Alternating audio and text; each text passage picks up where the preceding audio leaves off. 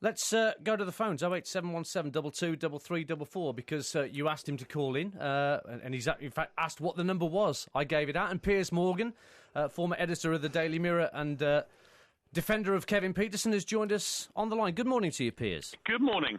Well, fire away, Piers. You have the right of reply. Go for it.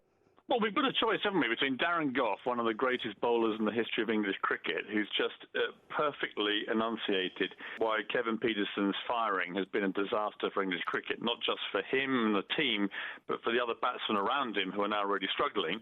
Or we've got Brian Moore, who played rugby.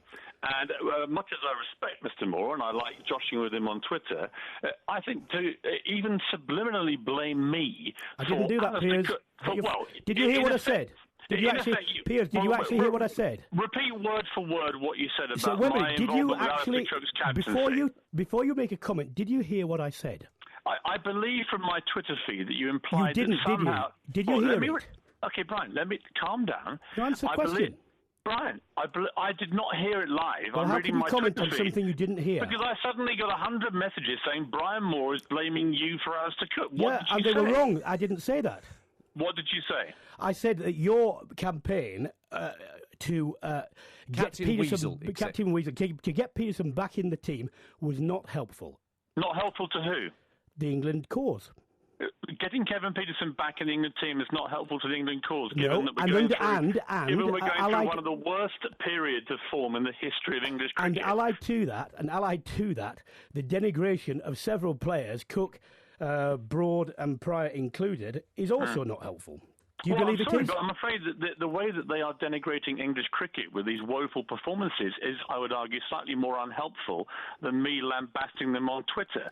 And the point about Kevin Pietersen is that Pryor and Cook and Broad and others all conspired to blame him for what happened in Australia.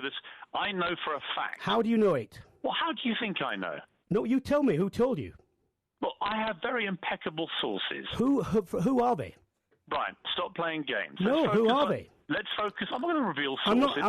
Piers, I'm not going to take anything from you unless you quote your sources. I have been asked to give my view about Kevin Pietersen. Let me just give this Why won't you quote your sources? Brian, calm down. You're not playing rugby. You're having a debate on the radio, right? Yeah, and you're obfuscating and refusing to answer questions. Let me just have my view, then you can respond. Kevin Pietersen is the highest run scorer in the history of English cricket in all forms of the game. He's 34 years old, 6 years younger than Sachin Tendulkar when he retired from Test cricket, nearly 4 years younger than Jack Callis when he retired.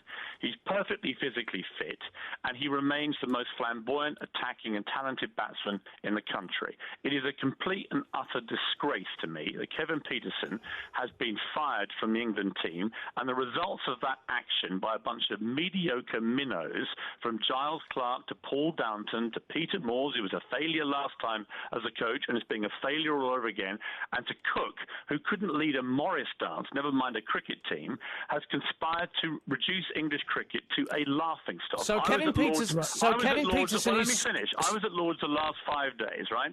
I have never seen an England team capitulate like we did yesterday afternoon. Absolutely ridiculous behaviour. So Kevin Pietersen is squeaky clean and blameless then, is he?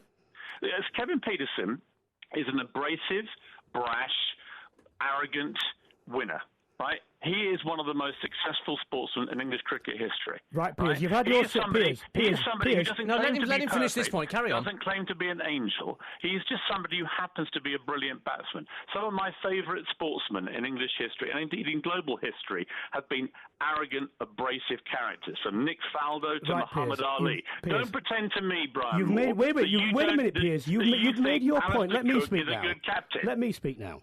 Let me speak now. Over to you, sir. How do you know about what did or didn't happen around Pietersen's sacking? How do you know this? I'm not going to reveal my sources. Well, but what I would say, if anything I said is wrong... Why should we take your word on anything, bearing in mind your record of publishing fake photographs and other things?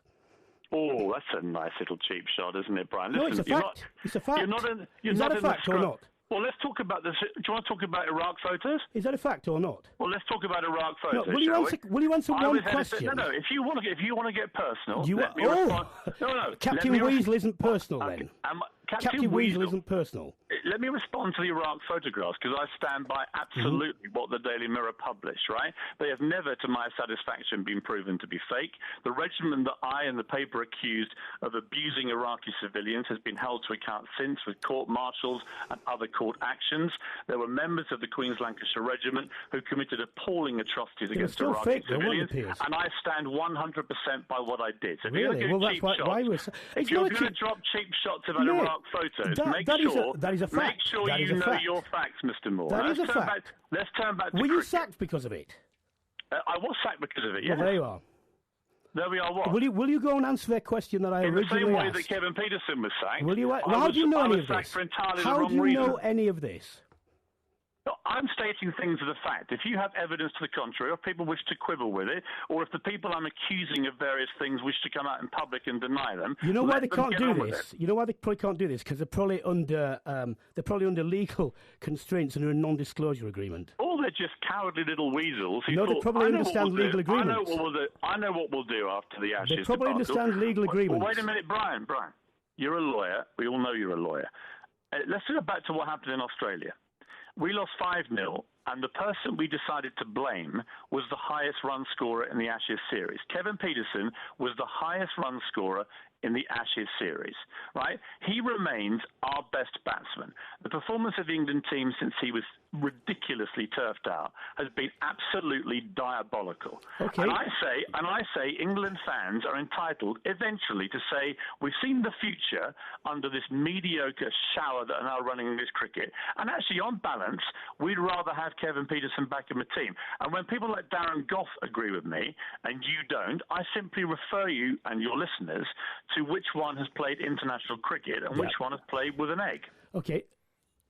Well, it's an ovoid, not an egg, actually, Piers. But anyway, we'll leave that because that's another inaccuracy. Move on. Right. Let me say this. I do not know whether Kevin Pietersen was simply a difficult player, in which case he should have been managed, or was a divisive player. Only the people. Only the people. Only the people. Can I make my point? You can finish. Only the people who are in those dressing rooms, which does not include you or me, know whether he was divisive. If he was just difficult and needed managing, he should still be in the team. If he was divisive, by very nature of team sport and that word, he cannot be in the team. And the only people who can answer that are the people who were in the team at the time this decision was made. Like Andrew Strauss, whose opinion like has Andrew been Strauss's more opinion than made public. was more than made public. And you were not in that dressing room, and neither was I.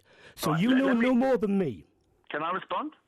Carry on, Piers. Right, we were told that there were 50 different reasons, 50 different things that Kevin Pietersen had done wrong, right, in Australia, which the ECB had a dossier on. This was being reported in all the newspapers. This guy was a monster, and he had to be dropped because he was wrecking dressing room morale, wrecking the team, wrecking everything else.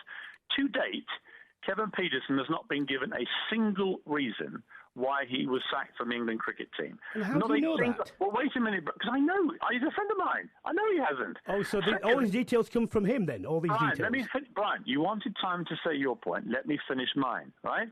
So it's got to work two ways, this.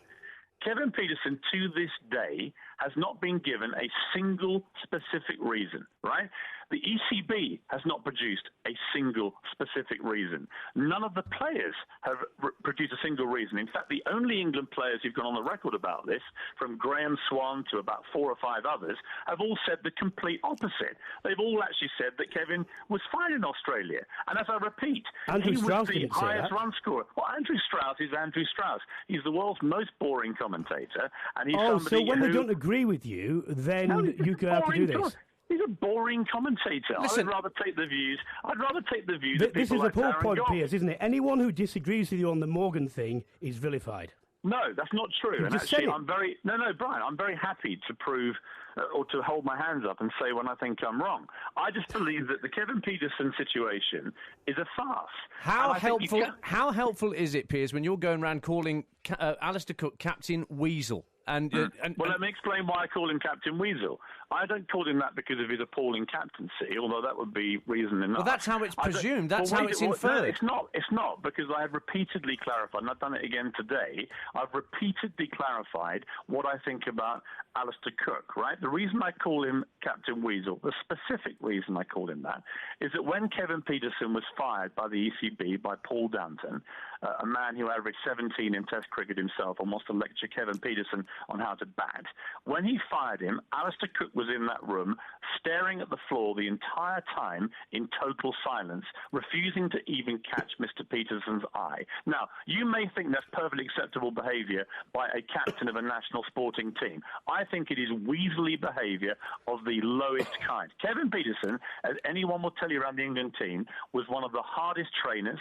We never saw him falling out of nightclubs like Gary Balance the other day. We never saw him involved in any scandals off the field. We never saw him involved in any appalling incidents on the field. This is a man who's always been a consummate professional.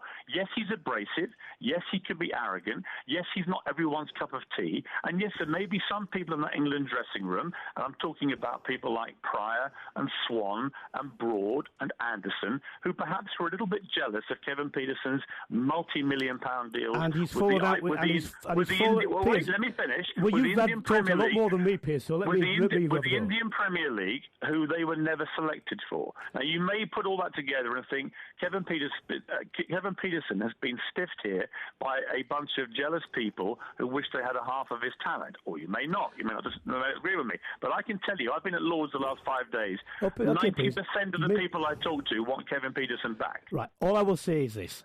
Neither you nor me know whether he's just difficult or divisive. However, he has fallen out with 3 teams previous to this. Not true. That's not true. That's not true. Well, look, Piers, we can be going around the houses on this all day. But that point is not true, and it's a myth that's been propagated many times. Kevin Pietersen fell out with people at Nottinghamshire. He didn't fall out with anybody at Hampshire. He's incredibly popular at Surrey, and he was very popular with half the England dressing room. He just wasn't popular with the senior players who were jealous of his IPL deals.